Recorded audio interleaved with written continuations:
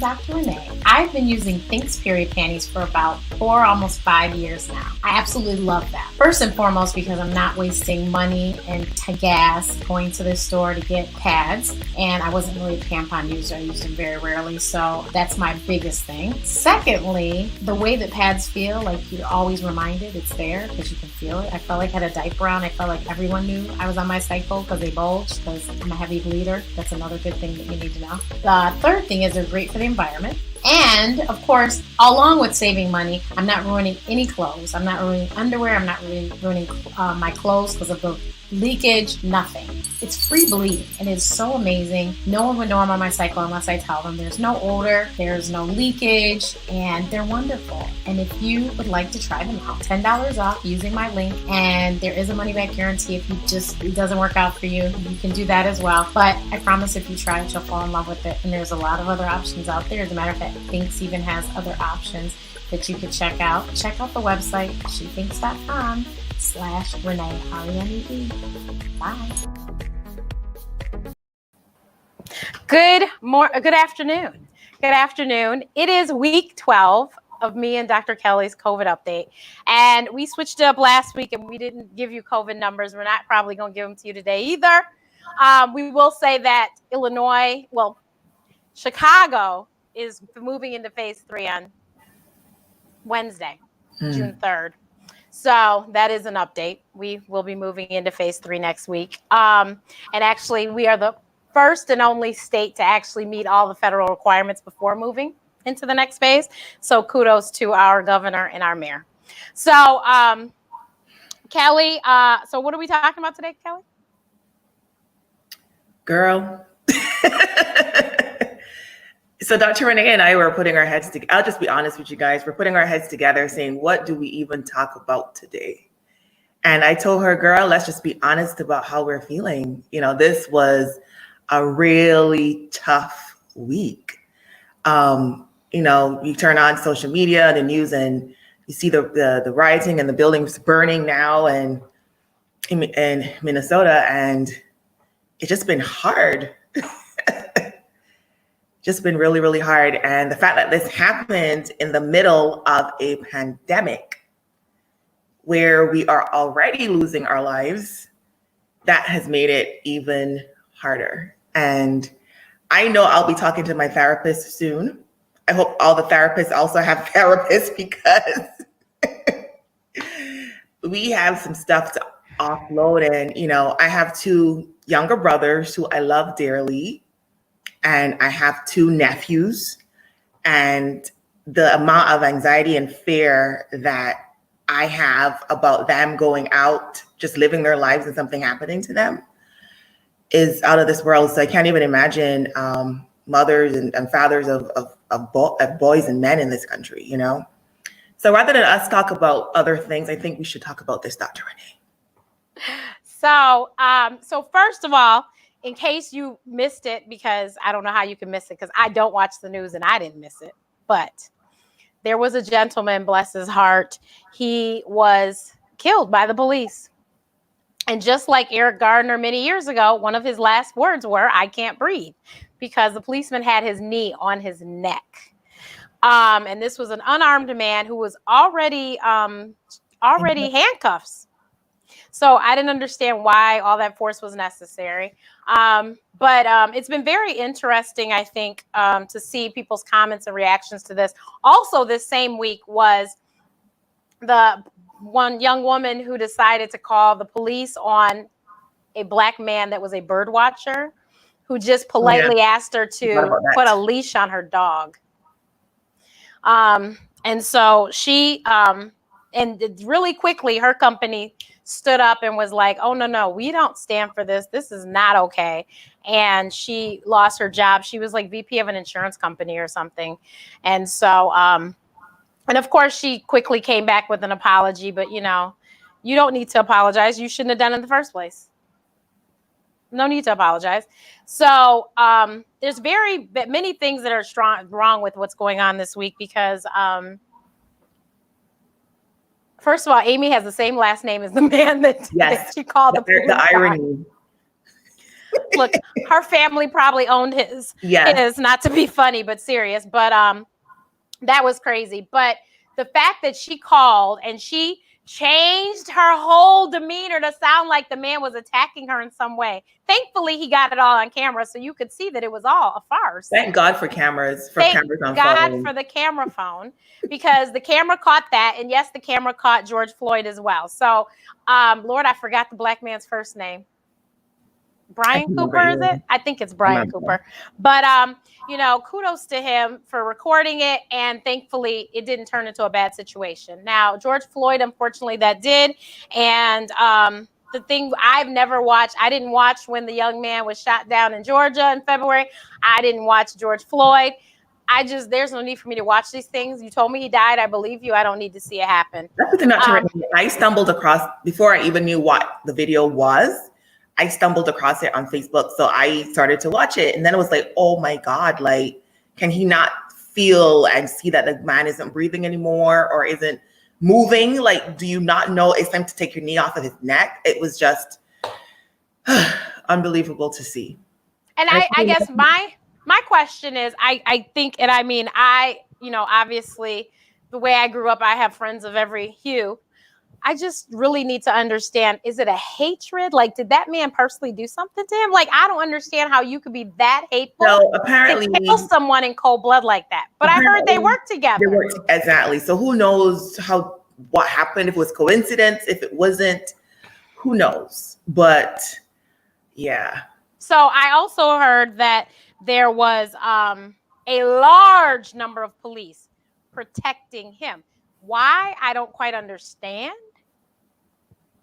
But there were a large number of police outside of his home and on his street and stuff to protect him.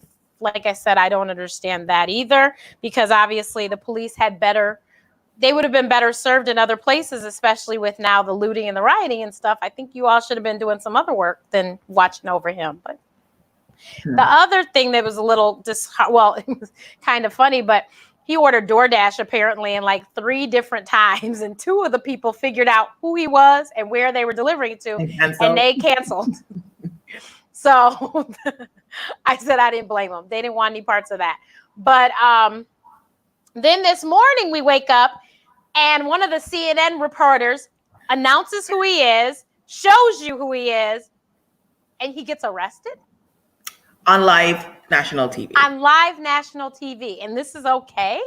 And he's reporting the news. And he told you. ID. Showed you his ID.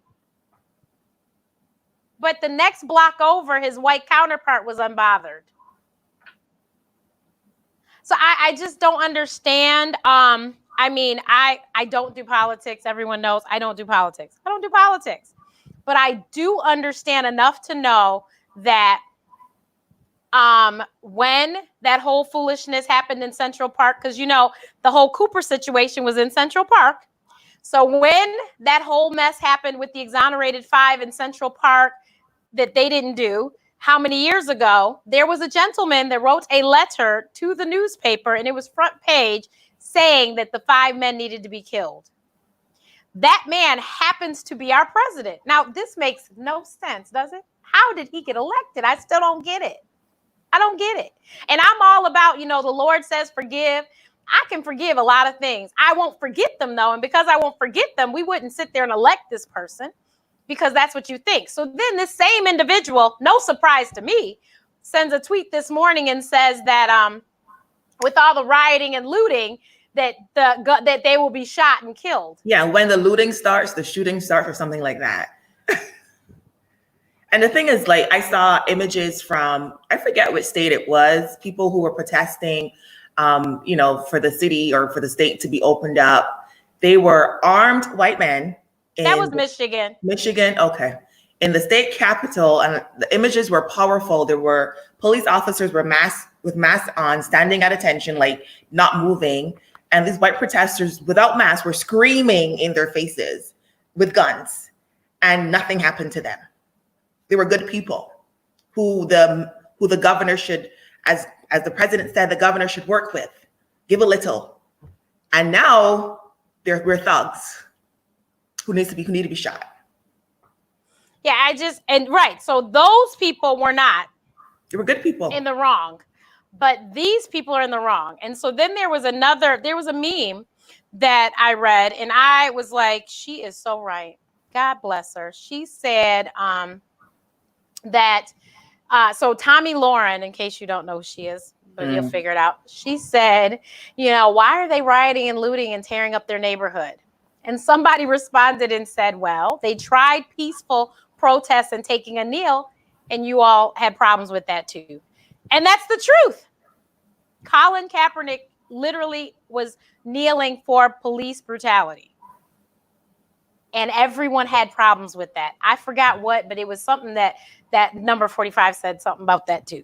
And I just don't understand.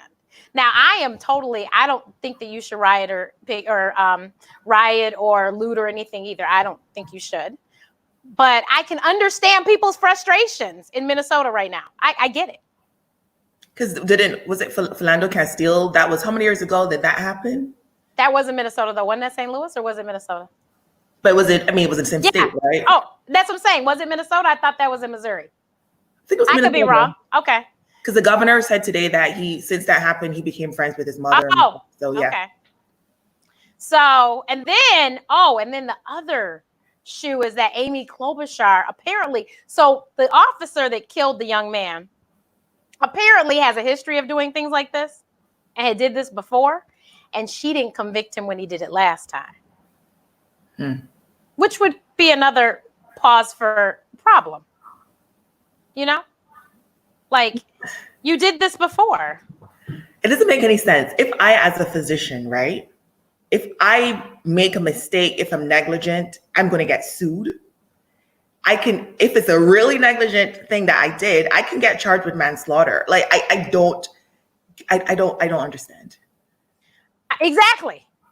You don't even have to do anything and get charged with a whole lot. Like, perfect example would be the former mayor of Detroit, who, yes, he was wrong. He stole money, and yes, he was wrong. He was wrong, absolutely wrong. But this man has served more time than a lot of these people that kill folks.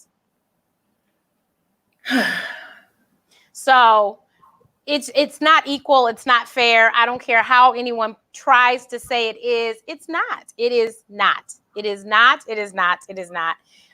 It makes no sense at all. I don't understand and I've never been to the police academy, but I can guarantee that they didn't say that you should apply such force to somebody who is already handcuffed and on the ground. And the guy had his hand in his pockets like it was just another breezy day, I'm like, did you not feel him not move? Did you not feel him stop breathing? And you still stood there. Still had your knee on his neck. Right. No one performed CPR. When did we see that? Did it happen in the back of the ambulance? I don't know. Aren't the cops trained? And then my other thing is there were other cops around, and I'm really perplexed on the fact that there were other cops around. But I'm not sure if you saw, but there were pictures taken behind the cop car, and were two other cops who were also kind of sitting on him as well. That's what I'm saying. So you all none of you thought, oh, this is wrong, we should do something? And people are the young lady that filmed it, she couldn't very well do anything. So I don't fault her. There wasn't nothing you could do. No, but somebody else came out and said, I am a first responder. You need to check his pulse. No one did. So I don't understand. I just don't get it. I don't understand. And, people say this is the land of the free, home of the brave. But, I mean, you got to be real brave to walk these streets nowadays, because you just never know. Because this man, if it's true that he had used a fraudulent $20 bill, who's to say that he knew it was fraudulent? Let's start with that. I used to work in, I wouldn't call it retail, but I worked at a food joint in the mall. And we had a little marker to do, to tell if it was fraudulent, 50, 20, whatever, $100 bills. And I will tell you that these frauds look really good because sometimes I didn't know either. So it would accidentally come through. And it wasn't that I purposely was trying to short the drawer. No, I didn't know that was a fake 20 or whatever. So like I said, who's to say that this man knew or didn't know? even if he knew like this is not the force that was used did not fit the crime that happened, you know? Right. And the police being called and coming for that, I mean, it must have been a slow news day. Slow crime day for the police to come for a $20 bill. But in the middle of a pandemic. In the middle of a pandemic. Yeah. So how much more can we take? How much more can we really take? It just boggles my mind. I think that we have enough to worry about because of the pandemic for us to, on top of everything else, worry about this too. And folks who say, you know, why do you guys always make it about race? Because it is about race. Right. And it's not that I didn't make it about race. You made it about race when you, Mr. Officer, killed this man who he was already subdued. I mean, now mistakes happen. I'd be the first to say mistakes do happen. So mistake would have been, oh my God, you know, and then the first responder come in and save the man. That's mistake. But for the fact that you never lifted up your knee and then the other two sat on the other parts of him and let him die, no, that's what you call murder. And I'm not a lawyer, but I know that. And I don't know how in God's name you can sleep at night, but may the Lord bless and keep you because it must be rough. And kudos to your family because honestly, if you were my husband, I'm not sure you could come home because I don't understand the explanation that could come with this, especially when there was video. I don't know what explanation would be justifiable to let you in the door with me and my children. I don't know if he has kids, but. And then the other, like, I think it was 3 other officers. The other 3, I don't know how you could be okay. The man didn't have a gun. I could see if somebody shot at you. The man did not have a weapon. Because if somebody shot at me, hell, I'd be ready to kill them too. But the man had no weapon. So it's just, it just, oh my God, it's just so. But I just don't understand why we have to keep saying this over and over and over. Why does this have to keep happening?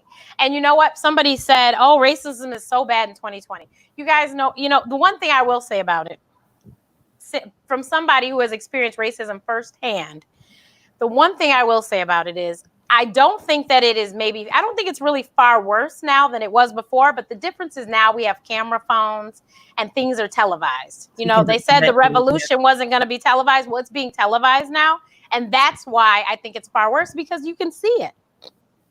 You're watching it up close and personal. So I think that is why it appears to be worse. The other reason is because people are so bold with it now, because when you have quote unquote leadership, because I don't think he's quite a leader, but when you have leadership saying craziness and acting, crazy, well then you have, you think you have bigger kahunas and you can do and say whatever you want to. And so I think that's what is, people are more up front with it, and you could honestly, before I think you didn't know people were racist. They were closet racist, but now you actually know. And the other thing, remember I told you there was a young man, I want to say his name right. I think it's John Boyega. I think that's right. He is the actor in All American, I believe. Mm-hmm. He posted on Twitter, I hate racists. And do you know, folks came at him. But where in the dictionary did racist equal white? And that's who the white people, several white people came at him. And I was like, well. They obviously identified what he was saying. Thank you. And that's what I was like. See, because if I saw that, I would scroll past it because obviously he wasn't talking to me. But they obviously identified with it. I was like, any person with good sense would say, well, that's not about me and keep moving. But no. So it's just, I find it really mind-boggling. It's really confusing and disheartening. Like, why? I don't understand why we keep having the same conversation. I did a post on my blog years ago when Eric Gardner died, but I can't breathe. So, and if you hadn't read the post, I'll actually tell you what happened. I was in college, and I was driving, and I got pulled over. Apparently, I ran a stop sign or something, and I got pulled over. But I was going home because I wasn't feeling well. My asthma was kicking in, and I was about to have an attack, and so I was going home to go get meds because I didn't have I might have had an inhaler on me. I can't remember, but I couldn't breathe. So the inhaler was at this point not really going to be helpful. And so I get pulled over. And so I tell the officer right up front, I am having trouble breathing. So that's why I need to hurry up and get home. Well, apparently that didn't mean much to him because he was so slow. He took his time. He had to go back to his car to look up my car and look up and all this craziness. So in this time, while he back at the car, I done jumped out of mine because it felt like my car was closing in on me because I could not breathe. I mean, I literally couldn't breathe. And so I got out the car hoping the air would help me. And he looking like, why am I out the car? And I couldn't talk at this point either because I couldn't breathe. Then I started this whole coughing fit thing and I was horrible. I just could not function. And this man is still steadily writing me a ticket. I was just like, wow. And I mean, now, I'm losing oxygen, so I don't even know if I'm computing what's going on anymore now. But let me tell you that he gave me a ticket, did not see to it that I got home, didn't call 911, nothing. And that was okay with him. So I don't know if he didn't sleep well or whatever, because of course I fought the ticket because I was like, look, I almost died and I didn't see nobody trying to help me. Well, when we went to court, he didn't show up. So I don't know if somebody spoke to him or if the Lord tapped him on the shoulder and was like, dude, that was really not cool. I don't know. But the ticket was thrown out because he didn't show up. So, but yeah, so that's what happened to me. So I wrote an article on my blog. I wrote a blog post about, Eric Gardner said, I can't breathe. And I remember that because I said to this man, I can't breathe. I can't breathe. And it just didn't seem to mean anything to him. And mind you, because I'm who I am, I was prepared for court. I had called the doctor and got my medical records that I had never physically seen myself, except for my little visits in the office. My chart was so thick, it was not funny. It came in a box. And I went in there and I was ready because I've had to defend myself a few times in my life. I told you I faced racism firsthand. So I've had to defend myself more than a few times in my life. And so I was ready for him. I had my stuff and he didn't show up. But I was like, okay. And the judge was like, okay, dismissed. And I didn't pay that ticket. But I understand. I was like, I understand. And actually, Eric Gardner had asthma. So I really have related to him because of that. And it's horrible that the exact same words, #I can't breathe, has come up again. I can't believe it. Now, you be a fool not to learn from somebody else's mistakes. I don't understand how this officer didn't see what happened years ago and decided this would be a good idea. Now, what little I know about unions, I sure hope to hell that this man don't get not a dime. I feel terrible for his family. They were actually fighting for reinstatement of the union was initially fighting for reinstatement of his job. Exactly. But I hope that because of because I do believe, because the mayor of Minneapolis is appalled.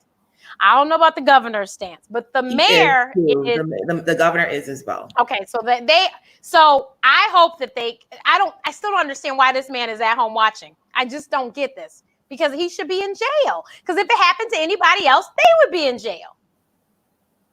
But I just hope that they make certain that this man gets the same treatment that anybody else would. He should not receive anybody's pension or anything because you killed somebody on the job recklessly. It wasn't because of you weren't supposed to be doing something. You just took it upon yourself to apply, extra force or whatever they call it. It was just unnecessary. And so because of that incident with me, and that was, like I said, in college, I ain't never been really fans of the police because of that. Because even after that happened, I was supposed to ride in a police car somewhere. And I told them, I said, I can't get in there. They're like, well, how are you going to? I said, I don't know, but it won't be in that. They were like, are you serious? I go, do I look like I'm joking? I'm not riding in the back of a police car. So would you like me to sit up front or would you like to find somebody else to drive me? They were like, oh, wow. I was like, yeah. And yeah, I'm only 4'11", but I don't be playing. I don't play. I'm just like, no. I said I knew I had issues with police after that incident for obvious reasons. Now, I had been pulled over before that, and it didn't go down like that. And so I wasn't until that day because I visibly could not breathe. And you didn't care. And he didn't care. And if I ran the stop sign, okay, I ran the stop sign. But for the fact that you didn't even feel like you should call somebody to help me or you should help me, So, because then maybe I wouldn't have fought it. I don't know. But I was like, for the fact that I didn't get any help, I thought your job was to protect and serve. I needed help. You were first responder. You were on the scene. Somebody can't breathe. So, but yeah, I think that it's crazy that in 2020 we still have to have these same conversations over and over again. And then I could see, I mean, I not that I would excuse it, but young people, okay, you're young and dumb. But this is an older gentleman, like you don't know better.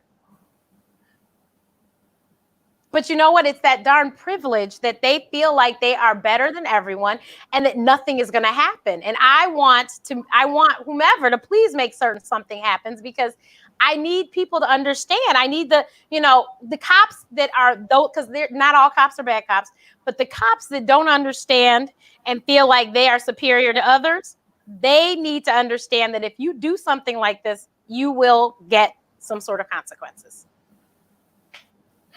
Girl, I have no more words. Like I said, because of the way I grew up, I did experience a lot of craziness. As a matter of fact, if you listen to the Ed Lover show, I talked about the story. I even said his name. So if you went to Wood Creek Elementary School, you might want to listen to that episode. But when I was 5 was the first time I was called nigger. And I'll never forget it. I honestly thought it was a term of endearment because, I was a young girl and I was naive, So I came home and told my mom I was so excited. And my mother said, "What?" And I was like, I told her his name and everything. I was so excited. She was like, "I'm going to the school tomorrow." And I'm looking at this woman like, "Mommy, but why?" What are you talking about? So then we had our discussion and I had my first lesson. And like I said, I had no idea. And this little boy, I will say, perhaps he didn't know, although later in life I feel like he did.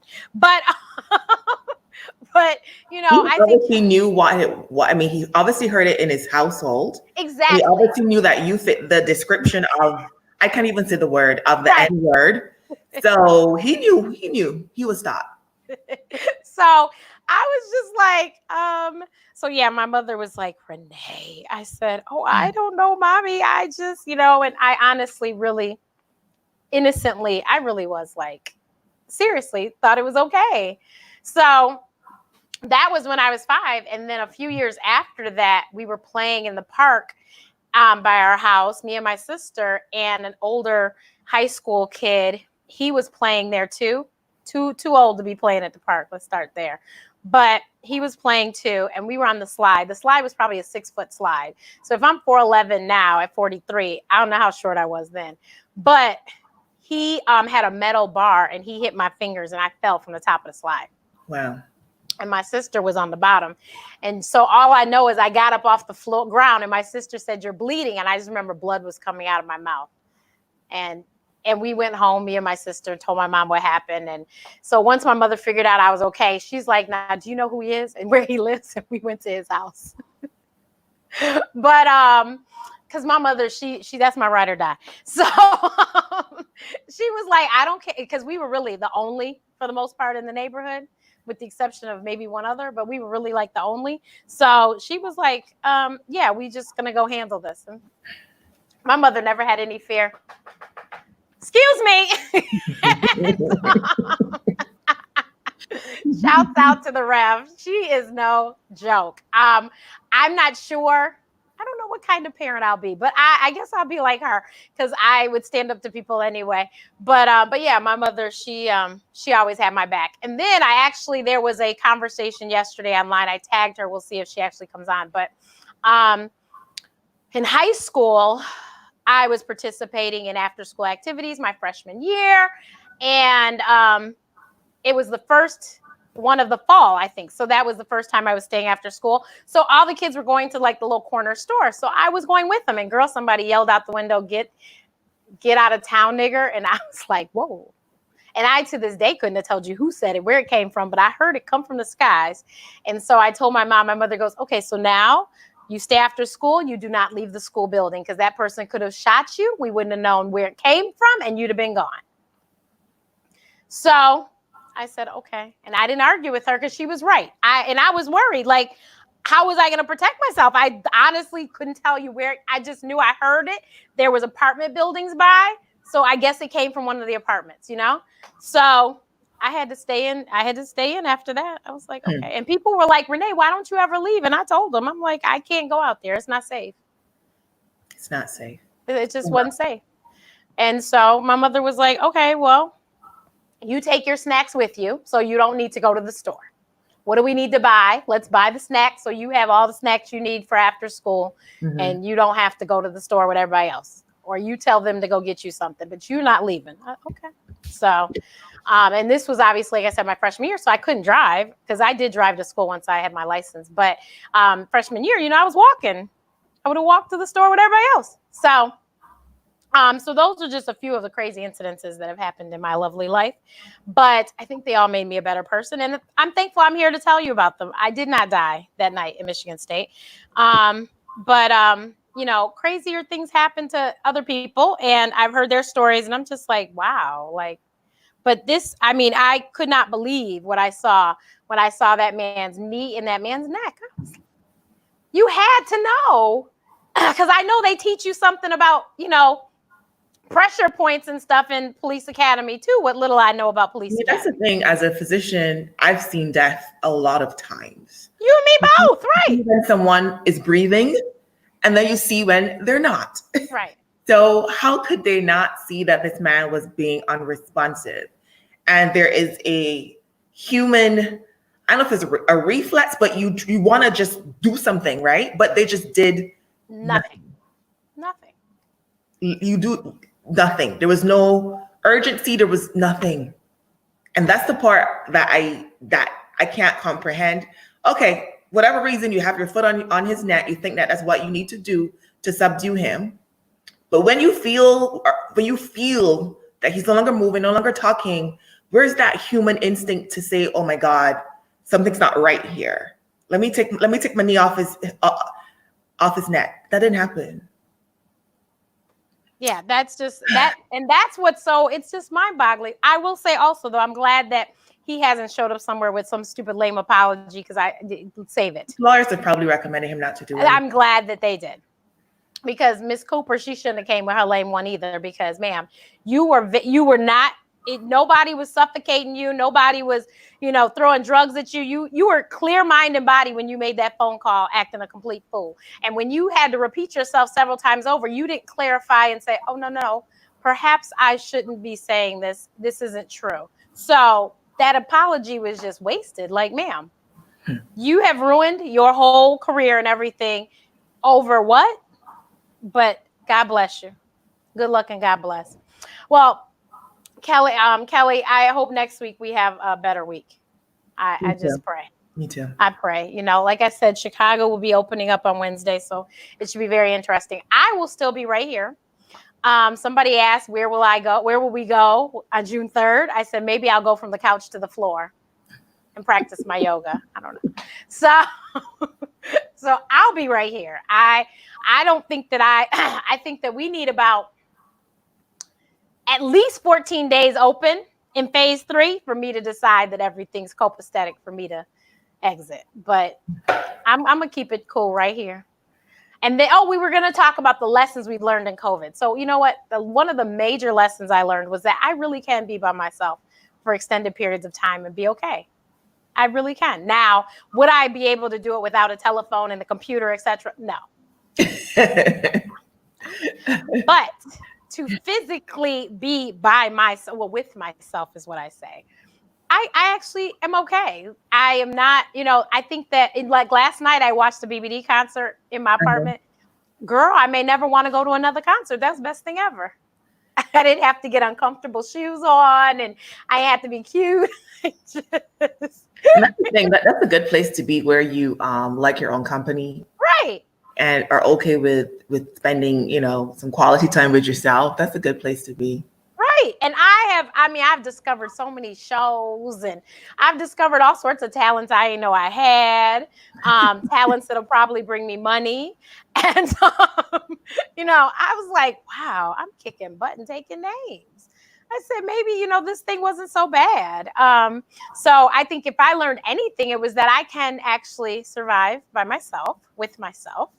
And then also, I mean, I knew I could cook, but I really can create some dishes.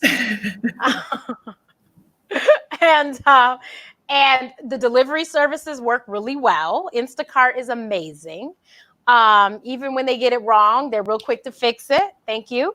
So I've learned a few things. I think that I also know that human contact, even if it's not physical, is very important. Like I said, without the television, without FaceTime, without WhatsApp, without phone, without all of that, I think I would have been miserable.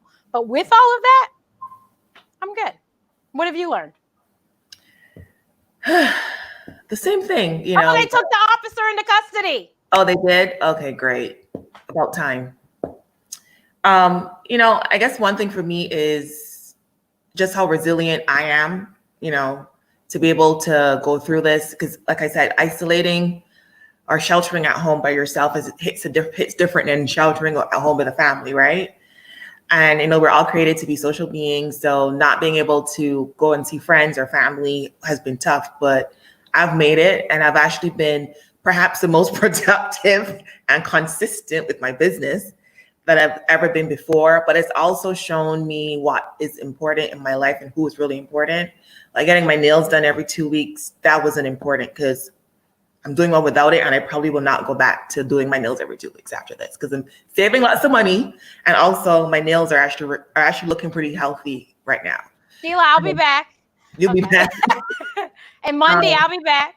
So yeah, it just taught me the relationships that are important, not to take my loved ones and my friends and family for granted, and also even on a spiritual level, like not having a distraction. So I feel a lot closer to God, because when this first happened, like one of my best friends, her mom was really sick and was on the ventilator and all that stuff. And, just praying through that and seeing God work a miracle and for their family has definitely drawn me closer to him. So a lot of good things have come out of this whole experience. I still want it to be over soon.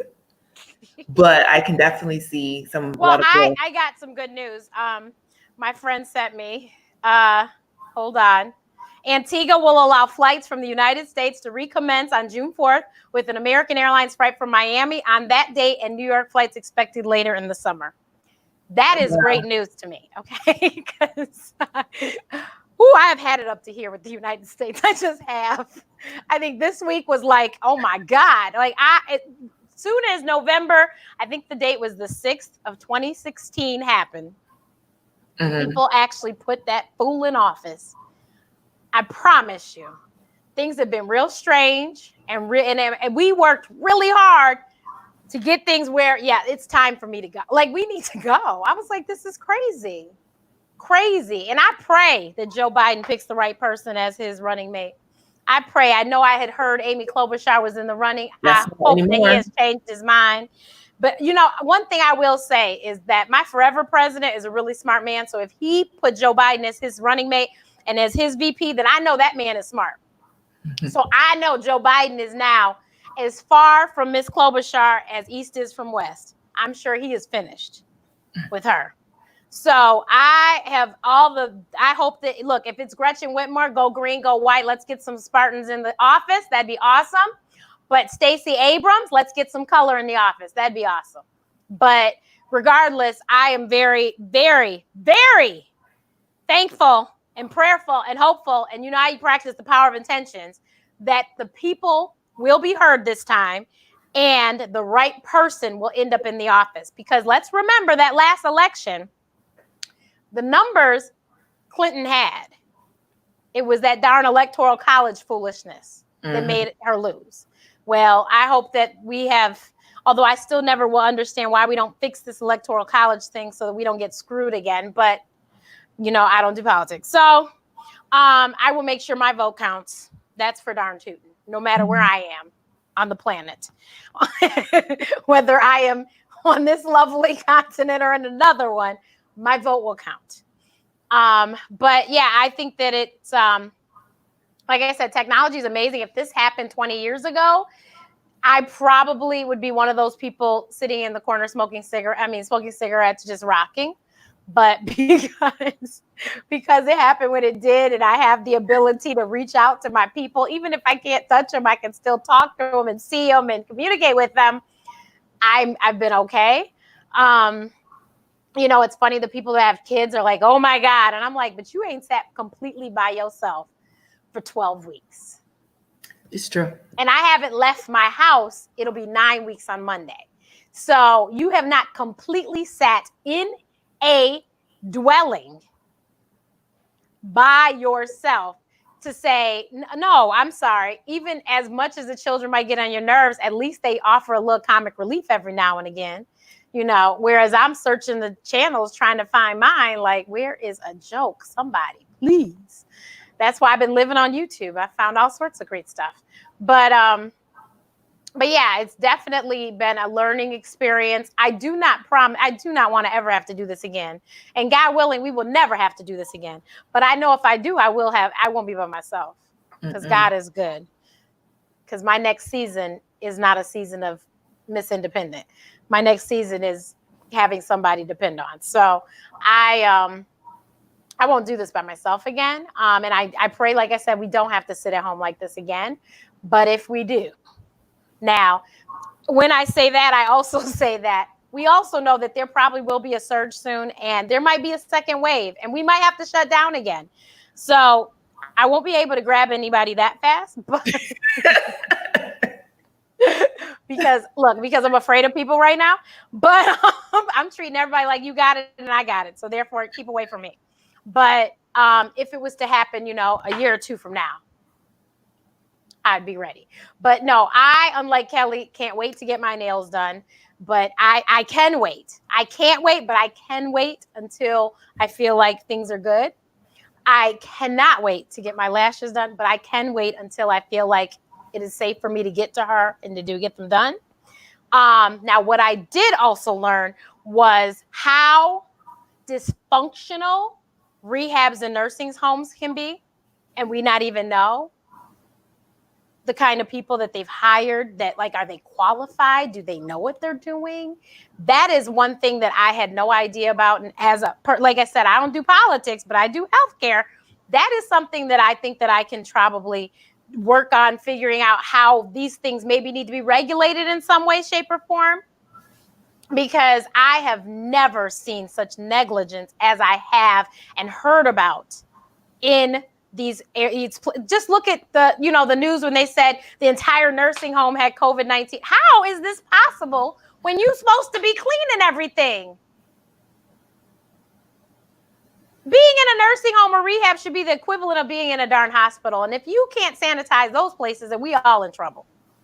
Mm-hmm. Right? So I mean, just the negligence that we've heard about and that I personally experienced, I said, no, that is something that needs to be looked into.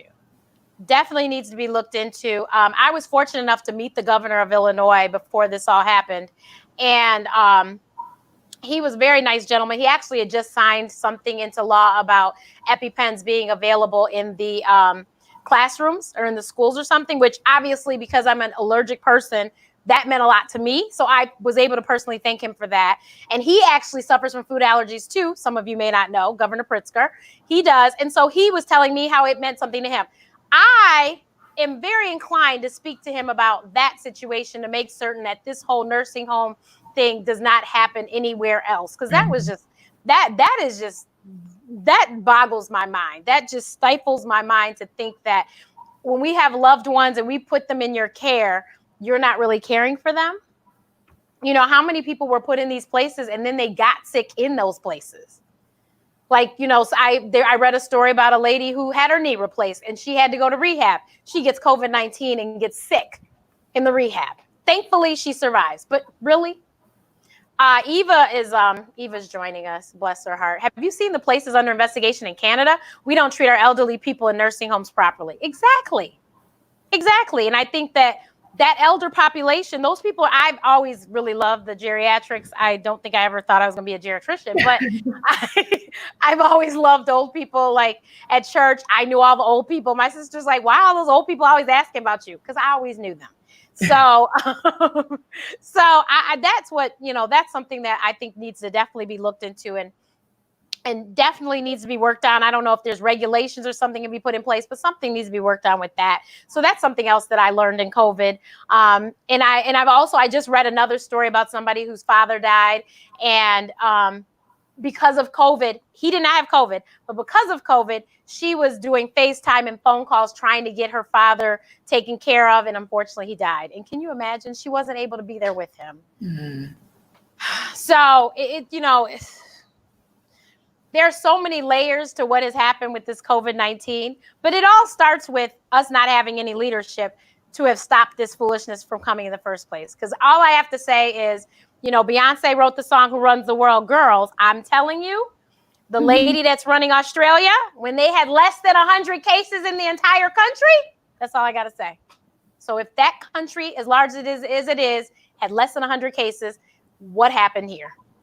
And so people need to ask this question when they go to the polls. You need to ask that question, figure that out, and then vote for the right person. That's all I'm saying. Biden was in office when we had H1N1, right? So clearly he must know a little something, right? Because H1N1 did not take us out. But this has taken us out. And if you are Black and you vote for anybody besides Biden, or you don't vote at all, something is really wrong. Something is so wrong. Because I am so sorry, but did you not see what just happened? Have you not seen what's just happened? Have you not read any of those tweets? Have you not read? I mean, I don't watch the news. You ain't got to watch the news, though. Just read your Facebook timeline. Please figure out. That man's not for us. I don't care what he says. I don't care where he shows up. He is not for us. He is not for us. And if we all disappeared because of COVID-19, I don't think he'd have been that upset. Because you notice he wasn't really too particular about everything until it hit home. One of his best friends got sick. That's when all of a sudden, we need to, all of a sudden. But before that, when it was the Black people was dropping like flies, it really wasn't a big deal. So, it just, please pay attention and realize that just as he's colored don't mean he's for us. I know, I'm terrible. All righty then, everyone. Have a great one. See you later next week.